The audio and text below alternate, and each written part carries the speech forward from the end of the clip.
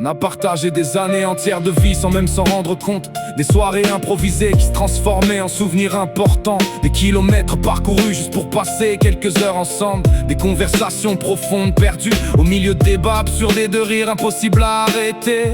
Et au fond, ce qui nous a soudés, c'est peut-être justement tout ce qui semblait banal sur le moment. Parce que les souvenirs qui restent ne sont pas toujours les plus impressionnants. Souvent ce sont juste des instants simples où chacun était exactement à sa place. On a grandi ensemble, pas seulement en âge mais dans la manière de voir les choses. On a vu certains tomber amoureux, d'autres perdre confiance, certains partir loin, puis revenir avec le sentiment que rien n'avait vraiment changé entre nous. Y a quelque chose de rassurant dans le fait d'avoir des gens qui connaissent ton histoire. Des gens qui se rappellent de la personne que t'étais avant que le monde te rende plus dur. Avant les responsabilités, les déceptions, les distances, et qui continuent malgré tout à voir le meilleur en toi. Aujourd'hui chacun avance à son rythme. Les emplois du temps deviennent compliqués, les priorités changent, la vie demande plus qu'avant. Mais même quand on se voit moins, y a ce lien qui reste intact, presque silencieux mais solide.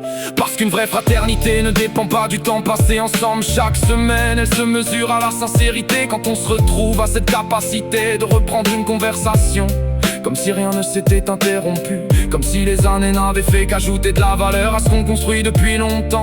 On n'est pas un groupe parfait. On a nos caractères, nos défauts, nos moments d'orgueil ou d'incompréhension. Mais y a toujours eu du respect entre nous. Et surtout cette volonté inconsciente de ne jamais laisser quelqu'un derrière. Je crois que c'est rare aujourd'hui, des relations qui tiennent sans intérêt derrière. Rare de pouvoir être soi-même sans devoir jouer un rôle, sans chercher à impressionner ou à cacher ses failles.